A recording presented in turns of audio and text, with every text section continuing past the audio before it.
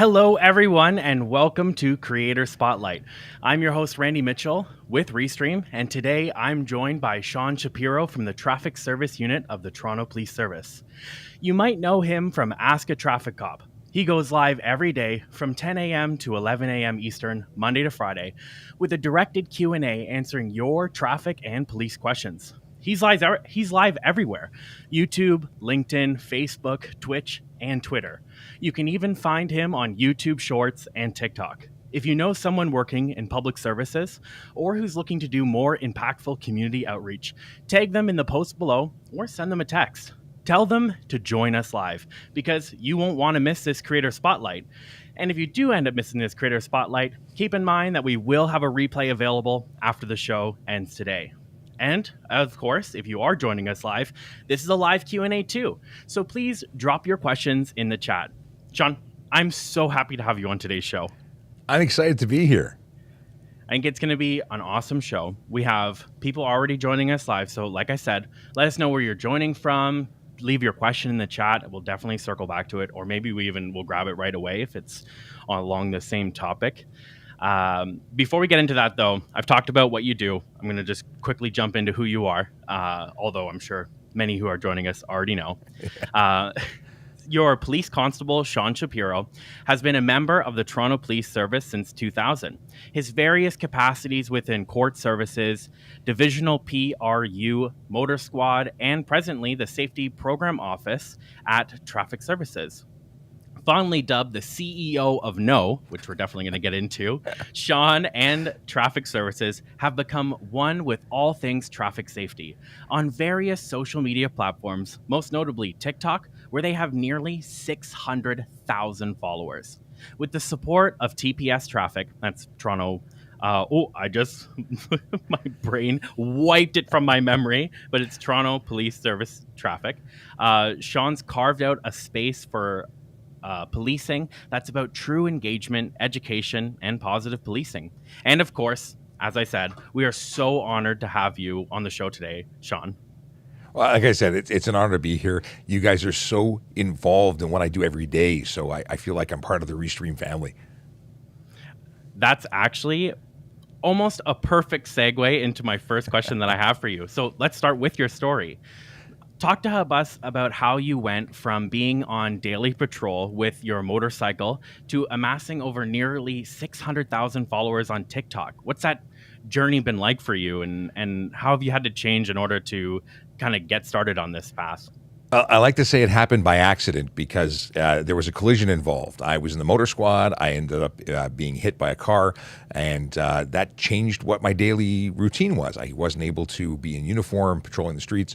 I had a lot of recovery, and when I came back, I was in an administrative capacity, helping out around the office, and I wasn't on camera. There was no even thought of being a media relations officer at the time, but I got involved with social media, and I had experience as a personal user, but never really corporately.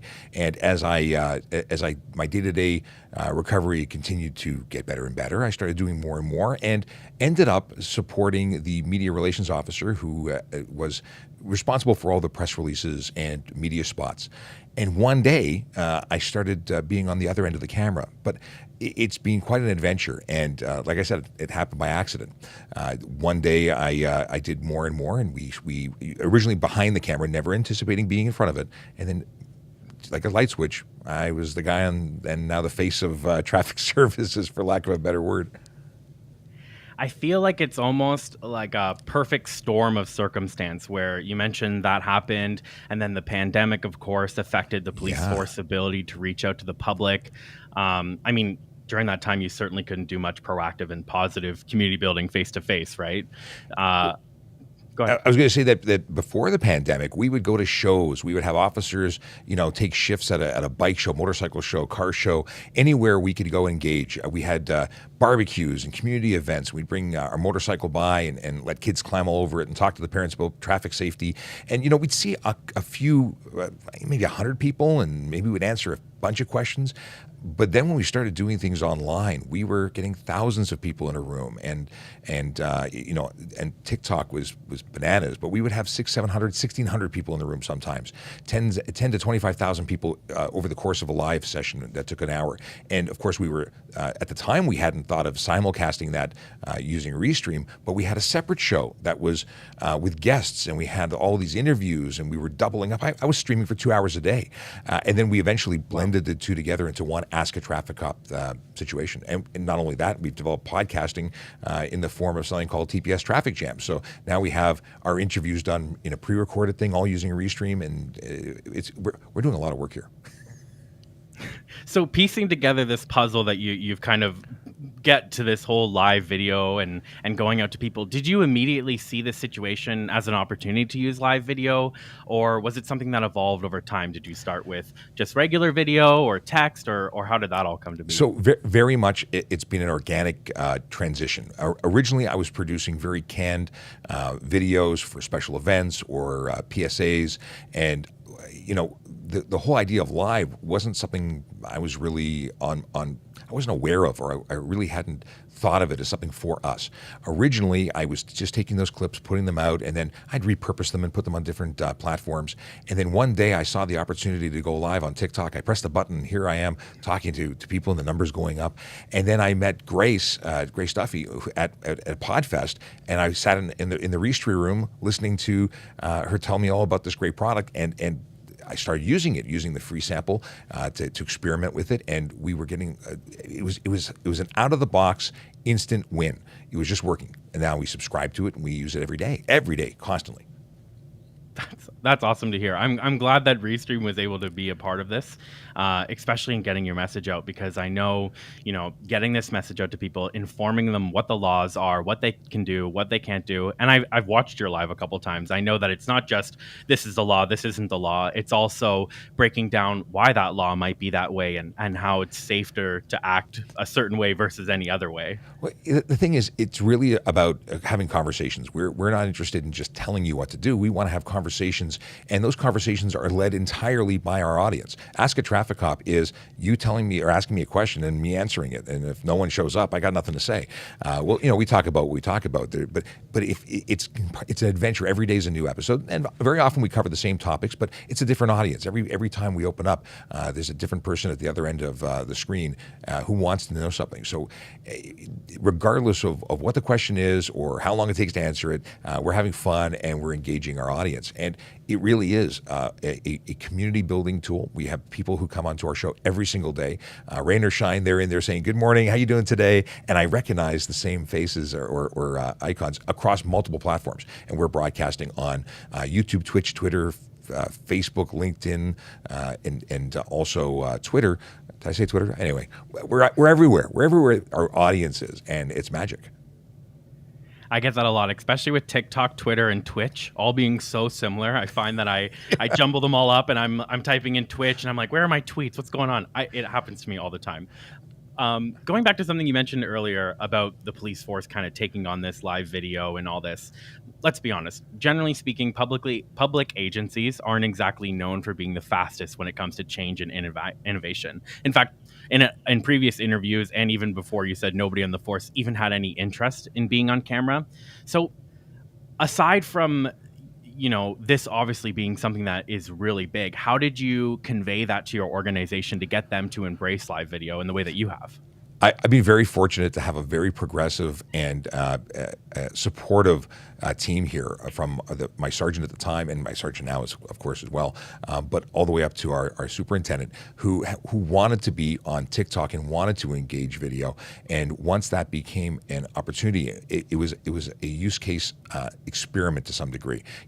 We had been on other platforms for ages, and I thought that seeing our traffic services Twitter account be at about 17,000 followers at the time that I started doing all this other stuff, I thought that was the goal. Well, we surpassed that goal on TikTok very, very quickly, and we began to grow on our other channels as well. It was amazing to see how quickly. In fact, my first presentation to, I guess, the next level of command, talking about what our success was, we had already blown past the 17,000, and by the time I made my second presentation, I think we were over 50,000. So there was no argument. The proof was in the pudding. We were doing amazing things, and to have it grow now to an international audience, divided, U.S. and Canada, some even as we've had Ireland, and we've had everywhere. Everywhere we've had people reach out and say, "Hey, I'm a police officer from another country or I'm just someone who likes this interesting content that no one else is doing. That's so interesting that other police forces around the world are reaching out to, because you're really setting milestones here and carving out a path. So I wonder, you mentioned other services reaching out. Have you had anybody within the Toronto Police Service, or have any other officers become more interested in live video, or are you getting any unsolicited feedback from colleagues? Well, first of all, we've had tremendous support, and I get phone calls and emails from members of the service saying, hey, this is awesome, love what you're doing. And not only have we been using this for our intranet, I dial into radio stations using Restream and guest on their shows. So not only do we get out to our internet folks, but we also get out to our traditional media partners. And one officer called to tell me that they were on vacation in the States and heard me, I think it was on XM radio, and it was because of a connection that we had to a radio station that was being rebroadcast. So we're hitting all sorts of people, but it's all being very positive. And I've had American Police Services reach out saying, hey, we want to do what you're doing. How do we do it? We'll even fly down and sit next to you so you can show it to us. So it's been very, very positive, and it's exciting to see where things could go, because we get audience members saying, hey, this is great for Ontario. Do you have one for Alberta? And then we send them over to our friends in Alberta, because we have friends in Brooks, Alberta, that are doing the very similar things. They're only on TikTok from what I understand, but there's opportunities to engage the audience, and they should do what we do. Speaking of engagement, I remember fondly thinking back, especially when I first came across you on TikTok. I remember fondly remembering the time when we used to have the police services come right into our school and talk directly to the students, or we'd go outside and the fire truck would be there and we'd get to check out the fire truck. In terms of community outreach and meeting people face to face, what are the parallels between your job today as the voiceover cop and those kind of community outreach programs, or as you said in the past, where you used to bring your motorcycle up for them to take a look at it? Well, in terms of being cost effective, one person speaking to thousands at one time and creating an archive of content that can be utilized and broken down into smaller content. And I do that. I take my full Restream, Ask a Traffic Cop, and I'll take it into sound bites and make 1-minute videos for other platforms. So, you're creating a treasure trove of information that'll last forever. But in terms of that developing relationships, this is far more engaging than, meeting Officer Sean for 5 minutes and never seeing me again. Now people are coming back and forth, and they've almost become ambassadors of ours, because people who are members of our audience, members of our community, go off and then they become that knowledge person outside of the service. And when people say, well, how do you know about that? They say, well, I just talked to Sean and he's that officer from Toronto Police. And a fantastic example, we were at Honda Indy last weekend, and I was amazed at how many people, either when we were streaming live from the event, came up and were actually watching on their phones when they walked by, or just came by to say, hey, are you that guy? And the conversations, when coupling the live, because it was really our first opportunity to meet people in person since the pandemic. Now we've closed the loop. Now we have someone who's developed a relationship, and now they come and meet in person, and it's so much more meaningful than simply just meeting me for the first time. And very cool, and cool for me. It's not something that at all that I was ready for. I have, however, found out that if I wear sunglasses and a baseball cap, I'm like Clark Kent, and nobody knows who I am. You can almost go incognito. Nobody will notice the voiceover cop. Well, I start talking, and they very quickly say, "Hey, you're that guy, aren't you?" But they said, "But I thought you were bald." And I take off my baseball cap, and they're like, "Oh, it is you." Oh my gosh, that's so funny. Okay, so I've been dying to ask this question this whole time. Can you walk us through your studio setup? I've noticed the signs behind you on the right, which I'm very jealous of. And then everything you have on the left seems new. And then also, what are you looking at, if you don't mind? Well, I can tell you that behind me was really an adaptation. We basically took a booth that we used to use for trade shows. That all breaks down and fits into a couple of plastic bins. And we would take that with us wherever we went and set it up at individual shows. But since we weren't doing shows, I simply set it up against the wall, and it hasn't really moved in 2 years. Now, there's 2 TVs hanging, and they don't do very much, although I'm working on that. I got plans.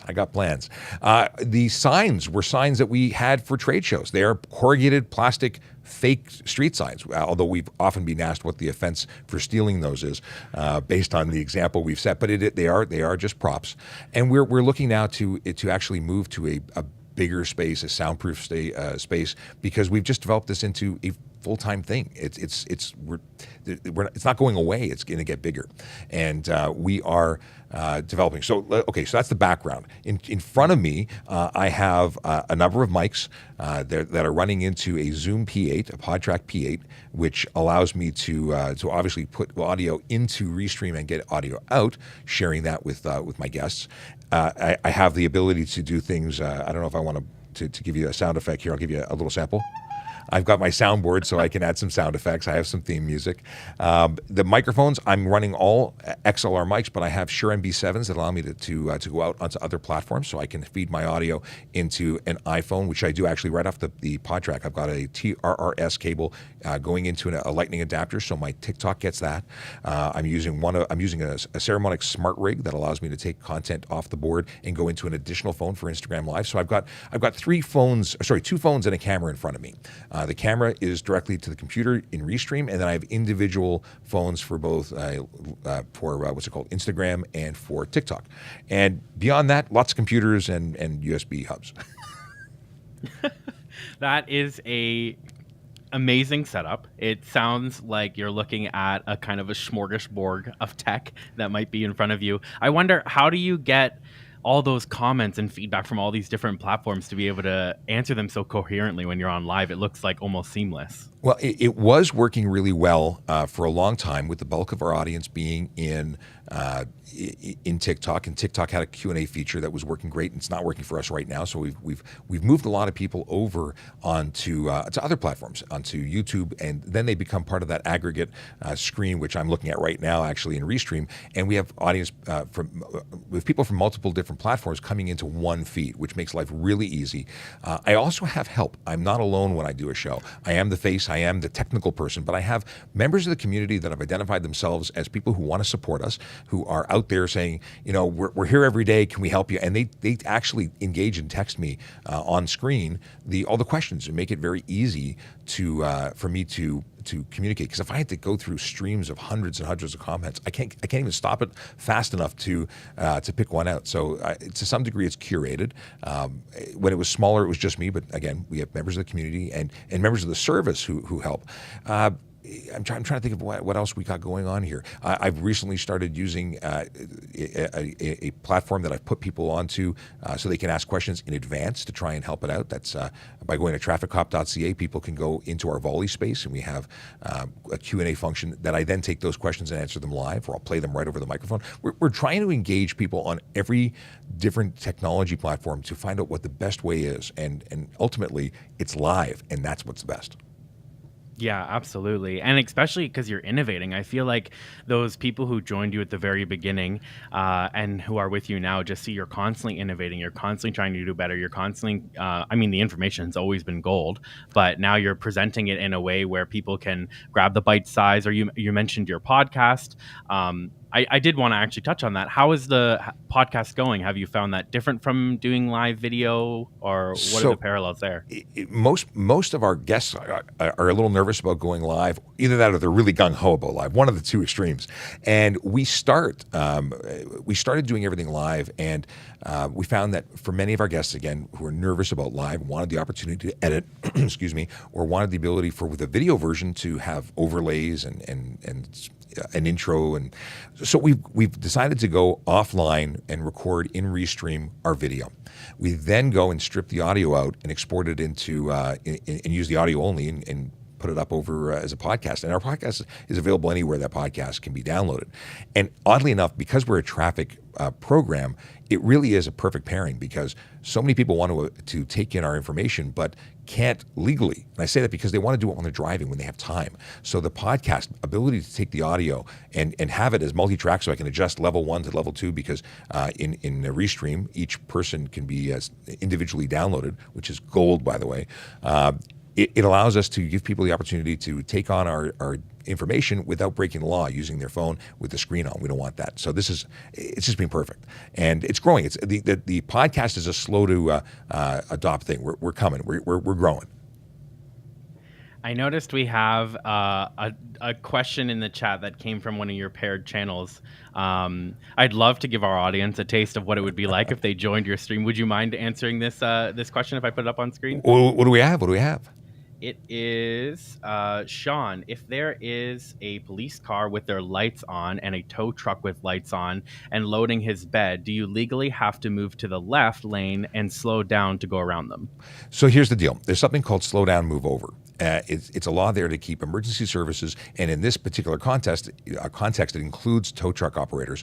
If they are actively working on at the side of the road, they've got their lights on, you are obligated to slow down and pull over and give them the appropriate amount of space. We want people to give them as much space as possible. That's where they're working, and they have to stay safe.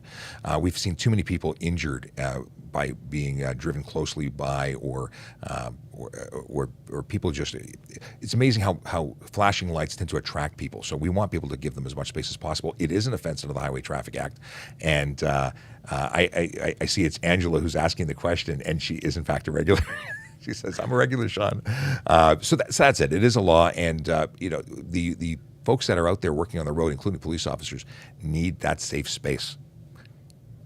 That's awesome. Thanks for joining us, Angela. I appreciate you giving the entire audience here a taste of what it would be like to join a hashtag traffic cop or hashtag voiceover cop live stream. They're definitely, one, they're entertaining, I find, and two, they're very educational. Going back a little bit to your setup, though, I did want to just ask, what equipment were you using at the beginning? Because you mentioned you have, all this equipment in front of you now. You're going live to all these channels. But take us back to the first time you hit live. What did that look like? Oh, it was far less, amazing. I did have a bunch of equipment from home. I did bring in, I had a what's it called? A webcam. So it was a webcam. I think I used a headset the first time, just a USB headset, and I just did it. There was no trying to be fancy and special. I did eventually upgrade and bring in a dynamic microphone with a booster, to go as a DAC to get into the computer. And I eventually brought in a DSLR, because there's some great, you can use a Canon DSLR that was not originally intended to do what I was using, but free software, and boom, I had great video. And it's been a development. It keeps getting better and better.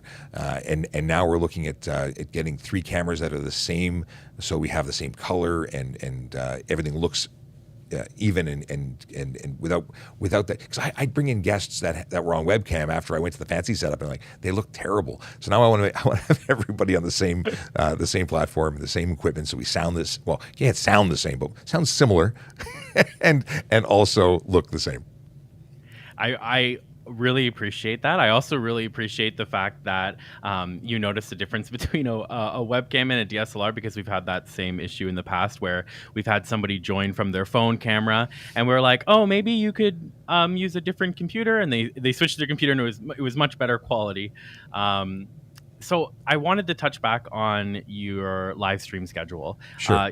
You go live every single day from 10 a.m. to 11 a.m. Eastern time. How do you maintain this cadence and stay motivated every day? Staying motivated every day. I love this. This is really cool. This is giving me, so as someone who is not able to go on the road as a police officer and perform the functions of a police officer the way I used to, this has given me a whole new level of engagement and personal satisfaction that I thought I lost. I was pretty upset about it. I missed and still miss the road. Don't get me wrong, but this has given me the opportunity to be a cop again, and that's not to throw shade on anybody who's not working in the capacity they want to be, but this has really given me satisfaction. And I love it. I wake up looking forward to it. I'm answering comments and questions at home on my own time because I enjoy the interaction and I enjoy helping people, which I get to do again. So this is very much part of my lifestyle. My kids are a little bit on me saying, "Daddy, you're on the phone too much." They're really, they'd really like me to turn it off. And I try my best when at home to do it, but I take my little moments to jump back in. But but we're always talking about ideas, and this has allowed me to be very creative, and I enjoy it a lot. So that's how I stay motivated and interested, because I love it. But in terms of how do I maintain the ability to do the show, it's entirely because of the support of the police service. From the chief down, they've been very supportive. The chief has been a guest on my show. Will continue to be a guest on my show again. I think he's got one scheduled in the very near future. He's going to come back on. So it's really exciting to have something that other people acknowledge as valuable. We even did some surveys to ask for customer feedback, for viewer feedback, and the survey results were amazing. What people wrote, saying the value that they got out of having access, I couldn't have made up stories to support myself as well as the audience did. That's so awesome. And honestly, from a viewer who's watched your live shows in the past, you can feel that motivation when you join the stream. And I've even joined your stream a couple times with your chief on there, and I think that's so awesome to be able to have a conversation not only every single day with a police officer like yourself, but to have that other person joining you from within the organization, whether it be a chief or one of your colleagues. It's just so cool to see the Toronto Police Services embracing live video in this way. For sure. So thank you for that. I just saw a comment pop up from Mika, who says, "Can I use my phone?" And I'm assuming that's about a Restream question. And it really it brings me to something we used to do, and we'll do again, is I would reach out to officers on the road and invite them using a Restream link to come join me on the show. What's going on at the corner of Yonge and Steeles? Because I would get like a location specific update. It was so cool to do a little live interview snippet. Just come online for 10 minutes and talk about something completely unplanned. Just go live. And we were doing that, and we will do that again, because I love the way that feels. And they're just using their cell phone. So what a great comment to trigger that. I'm glad you said that. I love it. It's like a modern version of I've seen this show. I can't remember the exact. I think it might just be called Cops, where there's this guy in like a room surrounded by monitors, and he's like, "We're going to live to Jimmy in the field. There's this going on." So I think that's really awesome. I've heard of that show. I've even seen it, but I can't think of what the actual name is. Maybe it's called Live PD or something like that. I think that's it. That might be it. And that's sort of the thing. I'm like in mission control here, and I have the ability to reach out to any officer anywhere. All I need is an email address. So if they're willing, and I mentioned it, and you mentioned it again. Last we spoke, I mentioned it. You mentioned it at the beginning of the show. Not everybody wants to do what we're doing. I'd love to get more people involved with being on camera. We have had a whole bunch that have come in graciously being willing to be on screen. And listen, I make mistakes. I'm not perfect. And that's something that you have to sort of be comfortable with to be on camera, especially when live. But it is what it is. I've had some interesting oopsie-doos. But at the same time, it's live. We're real people. And there's hopefully with as we continue, we get more people involved and more guests on the show and more officers, and maybe somebody's going to take over for me one day. I think that'd be great, because I'd love this to just expand and grow. It's funny that you mentioned that. I feel like we have the same backstory, but in different versions, where at Restream, I'm mainly the video producer. I make videos. I'm behind the scenes. It's edited content. So there's not this immediate feeling that I can say something wrong here and then that's it. It's out there forever, because I can edit it afterwards. Yeah. And at the beginning of the year, Grace actually is the one who convinced me to start doing live videos. So I know exactly what you're saying when you're like, maybe some people don't want to go live. I had that feeling. It's difficult to get over, but it's awesome that you're willing to help people get over that, especially people who are traditionally not live video people or video at all. And then there's also people who have aspirations of being involved in other areas of policing that might require, some undercoverness. So it's a big deal for some people, depending on their career goals, to be on camera or not. And you got to remember, 20 years ago, when I started with the police, 22 years ago with the police service, you couldn't even have a Facebook account. You weren't permitted to do it. You couldn't, openly have these things, and they wanted to make sure that you had no platform access. Or if you did, people were not getting hired by the police for having certain content up there. Obviously, inappropriate content, but nevertheless, there's this belief that we shouldn't be on the internet, and it's taking some effort to undo that, because now we are embracing it. We have officers that are trained and qualified and understand their risks and are coached in what to do and not to do. And maybe not engage certain trolls. And I got to say, I do things a little different. I do engage a lot of trolls because there's some people who say things in our lives that really need to have a response, even, not to raise it and take it to the next level, but just to shut it down and say, that's not appropriate, as opposed to ignoring it, looking the other way. But yeah, lots of cool things happening, and I've lost entirely what I was going with this. No worries. I have one quick question for you before I want to take some questions from the chat, be they Sure. about this live stream or maybe possibly about traffic, if that's okay with you. So audience, if you're ready, get your questions in the chat. We're going to take them right after this. Okay, so you have a strong presence on YouTube, TikTok, and you mentioned that Restream is helping you to go live to even more channels at once. Such as LinkedIn, Facebook, Twitter, Twitch, and probably even more places as you keep going. How does each platform uniquely serve what you and the police services are trying to do? And do you have a strategy for each of them? Well, it is the same content being broadcast on all of them at the same time, but obviously it's a different audience. So making ourselves available to people who aren't going onto YouTube because they just didn't think of it, or that's not their primary source, being available on a live elsewhere makes us, it's that free advertising. Why shouldn't we be there? If we're not there, we can't talk to anybody. And we get gamers who pop in and like, ask a question about, random stuff that we never would have thought of. So we want to appeal and make ourselves accessible to everybody. And by making our streams available everywhere, we're more fishing lines in the water type thing. Okay. I see a couple chats rolling in here, and we've got our background producer, which is the elusive Grace that we've mentioned a couple of times, prompting the chat.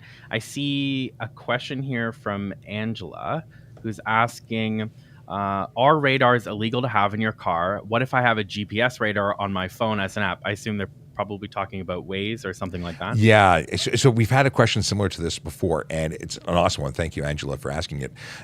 Radar in Ontario, and every province in Canada and every state in the United States is going to have slightly different rules and laws and so on. In Ontario, it's illegal to possess, use, transport. Like, you cannot have a radar device, radar detector, or something that interferes with our ability to measure your speed. So laser jammers and things like that.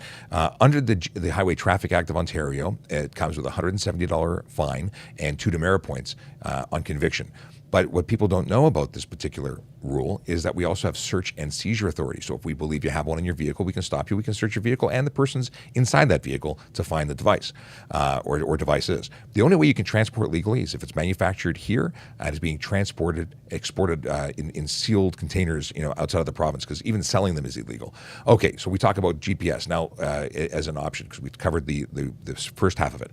Using Waze isn't a speed measurement detector or avoidance machine. It's something sharing information that's social, and it's not illegal. I think it's great if it makes everybody slow down. I think it's bad if it temporarily makes people slow down and then return to their bad driving, which is speeding, which is dangerous and illegal. So we can't charge you for using or being notified by a social app, but at the end of the day, we just want you to drive safely.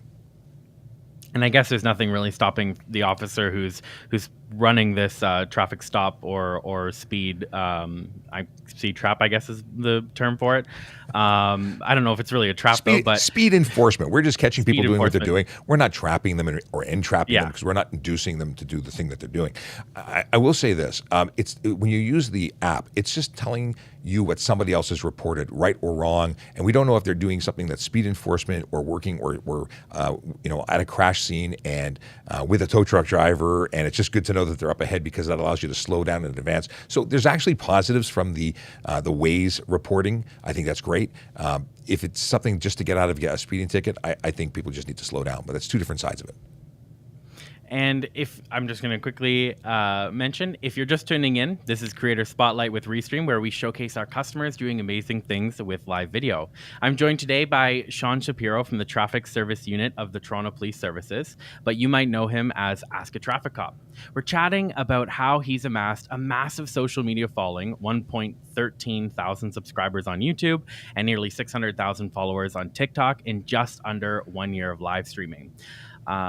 So if you have any questions about live streaming, about how he did that, or about traffic in general, feel free to leave the comments below. And then going right on to my next question, another question that I've very much been wanting to ask you this entire time. Uh, Ooh, how do you sorry, my script scrolled all the way over to the top and I'm like, wait, I want to make sure I got this. I wrote it down. So how do you handle criticism or backlash you might get from being online or being a public official online? I know you mentioned sometimes you'll call out trolls because you just want to shut certain things down, but sometimes you say something and it's taken in the wrong context, or even worse, taken out of context and shared elsewhere. Has that happened to you, and how maybe have you dealt with that? Oh, I've had people stitch my content on TikTok and try and spin things, or take one line and not the whole message. It happens, and you know what? Any advertising is good advertising as far as I'm concerned. Whether you love me or hate me, you're talking about me, and eventually that'll bring people back to our channel to get the whole message. And I always try and leave humor and keeping it real in the messaging. I'm not trying to use complicated speak. I'm not trying to be high and mighty about the law. I do talk about the law. I don't talk, like, people ask me how much can you legally speed over the limit, and of course the answer is nothing. It's a limit, not a minimum. So not everybody likes the answers, and I've been featured on things like Six Buzz, which is another channel on multiple platforms that will take other people's content and reshare it, and things have gone bananas viral. But it's all good as far as I'm concerned. You can't take what we're sharing here and make it bad, even if you don't agree with it. To the people who don't like what I have to say, some of them make a personal attack. Somebody, yes, what did they say? They said, I think your advice is, as a TikTok traffic cop, is as good as a Tic Tac or something like that. It was hilarious. I mean, he was angry, but I was laughing because I can find humor in this stuff. And if you can't, if you're going to allow yourself to be really vulnerable, I mean, there's some people have said some really nasty things, and that does bug me. But at the end of the day, I got thick skin. Whether someone is calling me, pig or something like that, like I get that. We see all these ACAB messages, and it's unfortunate. It's sad that that's what people want to use, and there's very hurtful people where it's like grade 2. It's people being very childish in that moment. Whatever they got going on in their life, I'm blessed to be doing what I'm doing, and they can't get me down. So if you're going to be putting yourself out there, know that there's going to be some people who will choose and take opportunity to try and get you down, but you can't let them. That's it. And I think for anybody joining your live stream, it's immediately obvious within 3 seconds how this is something that's important and should be shared. Because if you just look at the amount of viewers that are watching and the amount of chat engagement, when was the last time that a police officer had access to that many people? And not only just once a day or once a week or a month, or in your case, once a day, and every single time you go live, you have access to this and you're able to share all this information instantly. It very much is an access thing. It's amazing how many people don't have the ability to reach out and speak to an officer. Like, to pick up a phone and call someone is a very different experience. Like, you can call any police station anywhere in the world. I'm sure they'll answer your questions. But here's an opportunity to speak to someone who knows what they're talking about in the traffic space, which is something that affects everybody. Like, whether you walk, ride, or drive, you're talking about the road. You're engaged in the road. Whether you're a vulnerable road user or a motorcycle, like, everybody has some access. And even if you yourself never leave your house, people you know and love and rely on do. So this is something that's very international and transcends all things, whether you like police, don't like police. It's just a reality that traffic touches you. So this is something that has had, I see part of the question. The deal is that we have made policing very accessible and anonymous and easy to get to, and there's no stress, because if you don't get us on Monday, you'll get us on Tuesday. We had some people that emailed, because I went on vacation for 2 weeks, and people were like, well, how do we get answers to our questions?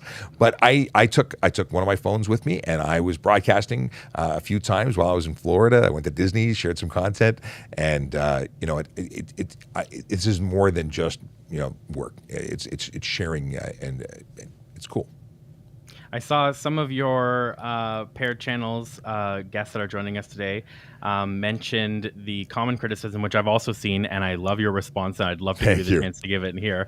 But what is your response when you get a question like this, like, shouldn't be doing real work, or this is what my tax dollars are paying for?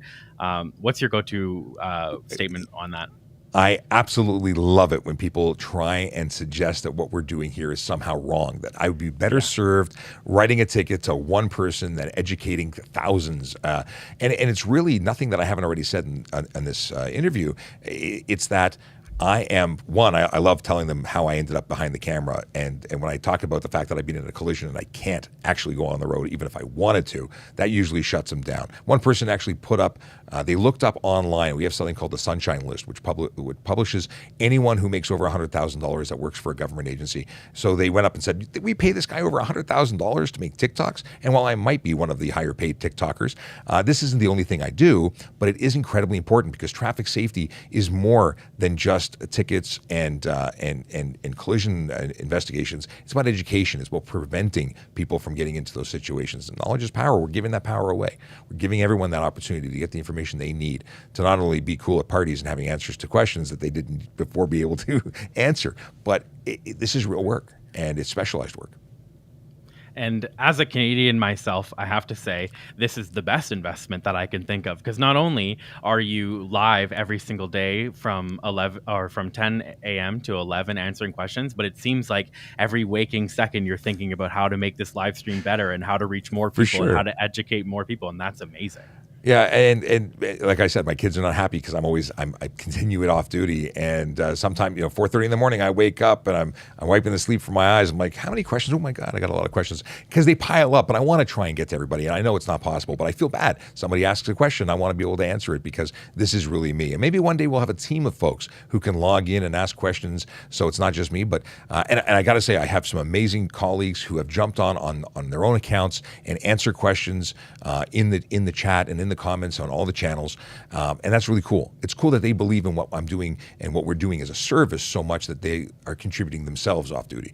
But it's all in all, I couldn't be happier with the way this has progressed, and I'm excited about what's going to happen tomorrow because we never know. It's going to keep getting bigger and better.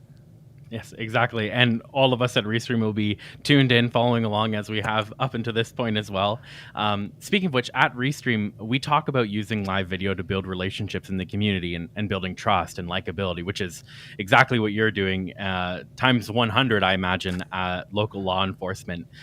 So you're providing this educational content related to traffic safety. What impact have you or your fellow officers seen in the community as far as engagement outside of social media? Have there been a decrease in stop sign violations, fewer drivers being pulled over, maybe new love for seatbelts? Yeah, really, it's really hard to measure how we prevent something because obviously you measure what you have, what has happened, not what hasn't happened. But that's why we did that survey. We did a SurveyMonkey survey and asked people for their impact after they've watched the show. We put it on all social media platforms. Maybe it even worked to advertise the show. Gave them a QR code. They went on, and some people wrote books like I'm a safer driver because of this. I didn't know, but it's so hard to really figure out your engagement and what kind of impact that is really making. Part of this is just going off and hoping that will change some lives. But if you save one life, if you save one ticket, if you change the behavior of a group of drivers, one life saved is the world, right? Exactly. And it's just so important because even aside from saving lives, just generally education, I've seen so many people who are just learning to drive. They're just getting their G. And of course, we had the pandemic, which shut down everything and slowed down the G test to a very, very slow crawl. And them like, what do I do? I'm supposed to get this in 6 months, but I can't even schedule an appointment for 2 years. But that was such a big thing for us. When we were announcing information, and we are a great source of information. We're part of the government. We get that information from the horse's mouth, for lack of a better term, and we share that information, and we're sharing it through the first place you're looking in the morning or late at night. So we're skipping all this waiting for the 6 o'clock news. And how many people watch the news anymore? Especially the younger folks, they're not getting their information somewhere else. They're getting the information from the sources we're publishing and broadcasting to. So that was huge. So many people said that, I got my driver's license test booked because of the tip you gave me. Or not that I'm telling them the answers to anything. I'm just telling them how to get the bloody thing booked because we're listening to the comments. We're sharing information. Someone says, I did this. It worked for me. I'm like, so one of our viewers said that. You try it. And the overwhelming response was this was helpful. So that's really cool. it's we talk about so many things, like even impaired driving. You talk about how I learned about impaired driving as a high school student. I had people coming in and doing presentations. I saw ads on TV. Well, with cord cutters, what's TV? Like, if it's not on Netflix, some people haven't seen it. So we are bridging that gap and bringing information to the end user, direct, no filter, and it's important stuff. But it really is the power of the internet, and being on all these platforms has given us access and given others access to us that just cannot be compared to anything else. We still do the traditional media. They're still really important. And we love our partners. I go on the radio on a regular basis and people call in. But we're talking to different age groups every time that happens. And I think that's so important for the younger crowd, especially the people who are on TikTok. Because if you think, normally they would be in class throughout this pandemic, and these police officers, such as yourself, would go into the classroom and teach them stuff. But as with lots of things that got forgotten or left behind in the pandemic, these like in-school scientists, in-school officers, in-school firefighters, it wasn't possible to do that online. And yet you somehow managed to quickly get around that and still get directly to them, probably in a format that they're more interested in engaging with. Well, it's not as intimidating, I think. A lot of kids that I meet, and I remember going to all these events in uniform with the motorcycle, and I'm 6'5", I'm towering over these little, kids, and some of them are like, "You're cool," and some of them are like, "Oh my God!" So it depends on the environment, and I think this just is really easy. One of the number one comments I get is that I look a lot shorter on screen. The people are shocked that I'm this big guy towering over them, and it throws them off. But again, I could be intimidating to a lot of people in person, and I'm not on screen. At least I hope I'm not, because this is not a trying to be a tough guy or trying to be famous. This is just me trying to help you. So that's the whole focus of what we do here. And I think the camera angle, whether it was intentional or not, might be really helpful, because your camera angle it seems to be either right in front of you or maybe up a little bit. So I think it's probably an angle that people aren't used to seeing if you're 6'5". Yeah, eye to eye. I've played with different angles. This is what happened since the last time I broke it down. I Honda Indy just beat me up. So I had this up in the air and it was pointing down, trying to even make me look smaller. And now I'm trying this whole eye to eye thing. You know what? We'll change it up and see what works. But the whole goal is to be approachable. And I hope that I am in person. And for the people who know me, because I'll tell you, we had one guy who he got on a GO train and came to the Honda Indy on Fan Friday, which was free access, just to meet me because he saw me on a live saying that I was there, and he hopped on a train and came down just to say hello. And that was really heartwarming. Not only was it for him, but so many people came up and said, "I'm a big fan. Can I take a photo with you?" I'm not this concept of being a celebrity, not something that I still acknowledge that people recognize me. It's weird. It's weird for me, but it's awesome because it means that they somehow I've stuck in their head, and maybe that means that some of the information is there too. Well, I couldn't imagine another cop that I would rather see as a celebrity or just another person. You're just so fun to talk to and listen to, and I really enjoy you taking the time to connect with us and our audience. And I'd love to close out the show by having you highlight some of the interesting folks in Toronto you've gotten to know through live streaming, whether you've had them on your podcast or maybe you've had for them sure in the studio. First thing that I want to talk about is the fact that everything we've done it's no dancing required. Everything that we've done so far, I have not danced. I did sort of sing once, but that's it. But I'm not jumping into fads and trying to push things on anything other than education. But let's talk about who I've been meeting and collaborating with because of the live streaming. So first of all, Jerry Agar on News Talk 1010, they reached out early on and said, "Hey, we'd love to do something. We want to feature the TikTok traffic cop on air." So we blend. They log in through Restream. We go on air. We're on their channel. They're on our channel. And on those days, I actually do an hour and a half because I don't want their audience to cut into my audience. So we're there for an hour and a half. So it's a long podcast or a long live stream, an hour and a half for me. And yeah, the deal is that that's one. I've got the folks at Dave's Corner Garage. They're on Zoomer Radio. They are Zoomer Radio. If you've never heard of it, is aiming at an older demographic. They have a car show, and we'll talk about. I'm doing the same thing. I'm just speaking to different audiences, and we'll either by telephone. I'm going to be in person actually on Saturday in their studio, doing exactly what I do here. I've spoken to people at all areas. In fact, here's a really funny thing. When I do stand-up and presentations or media clips for our local news, they watch the show. They watch what we do, so everyone's paying attention. And to know that they are, like I'll mention, I just did a TikTok. Yeah, we saw that TikTok. That means that we're on it. That's awesome, and it's so awesome to see that you're going out and you're meeting all these people and you're going to the events like the Honda Indy. Do you find that you're traveling more outside of Toronto now as the voiceover cop than you did in your previous life? So I've never, as of right now, I've never traveled as on to do presentations. I do presentations to the Canadian Armed Forces. I've spoken to their new drivers a couple of times, independently of the fact that I'm doing this. I think it worked out that a lot of them know me now because of this. Mind you, I was shocked. I just did one a couple of weeks ago, and they're like, "We're not really on TikTok," but they are now, or they will be on watching us on Restream. Now I will be traveling to Saskatchewan later this year, speaking to schools, universities, high schools, different people with our friends from TIRF, the Traffic Injury Research Foundation, who are instrumental at doing research and sharing the findings with government agencies, all in the interest of making roads safer for everybody. So because of my involvement here, I'm now going and assisting them, and we're going to speak to people elsewhere outside of the province of Ontario. So who knows what's going to happen, but we just keep growing and doing more good things. It's very exciting for me and personally satisfying.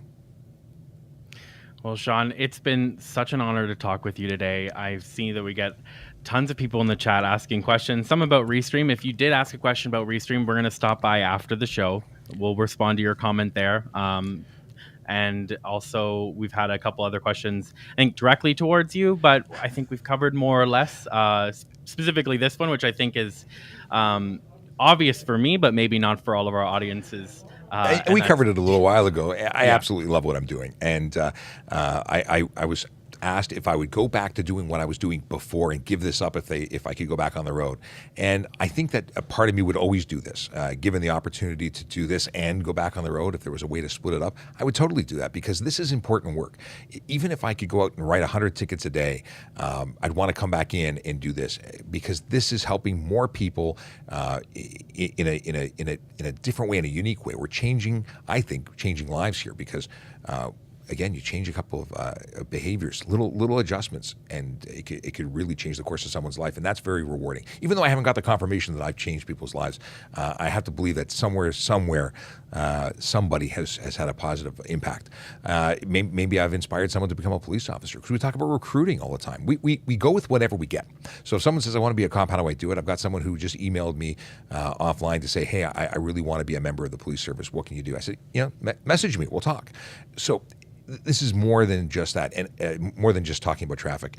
I think it's awesome. And yeah, I truly love what I do. But I loved what I did as a police officer. I loved what I did as a court officer. I loved being an auxiliary officer, volunteering my time prior to becoming a paid member of the service. I've been blessed to have been involved in this great organization, just doing things to help people. Well, I am 100% certain you've changed people's lives, and definitely probably saved people's lives as well. Speaking of that, I'd love if you could give some time to tell our audience where they can find out more about you and, of course, your next masterclass. Oh, so really cool stuff. My next masterclass. What I'm doing now is very interesting to me anyway. Is that I want to create a community where people can access all the time, not just when we go live, but ask a question, asynchronously get answers. So that's something that we're using Volley for. Volley app is something that I found actually because of a live stream, oddly enough, talking to a representative from the company with Grace and friends. And I went onto the app, I started doing the deep dive and fell in love with it. So trafficcop.ca is just a domain that I got just so we could have an easy way of bringing people to our space. And that's to access traffic questions 24/7. Now, the folks at Volley have been very cool. but we also want to help police officers, who want to do this kind of stuff. We want to help them too. So if they've got questions, they're welcome to get me. You can get me on any platform at VoiceOver Cop. You can get me through Traffic Services, and we're Traffic Services on Twitter. We're Traffic Services on Traffic Services Toronto on Instagram. You know what? The easiest is VoiceOver Cop anywhere you get me. We'll talk. But if you want to know more about how we do this, feel free to DM me. I hope I gave you the impression that I'm approachable. Come by, ask a question, and we'll see if we can get you pointed in the right direction. But the other thing is be part of our community and ask questions all the time at trafficcop.ca. Well, thank you again so much, Rashawn, joining us today, and thanks to the entire audience for joining us as well. I'm 100% sure you gave the impression that you're approachable, and I'm sure lots of our audience will be heading over to VoiceOver Cop if they haven't already. But thank you again so much for joining us. Oh, anytime. You want to go for another hour? No. Okay, we're going into the after show. Yes. Awesome. Awesome. Bye, everyone.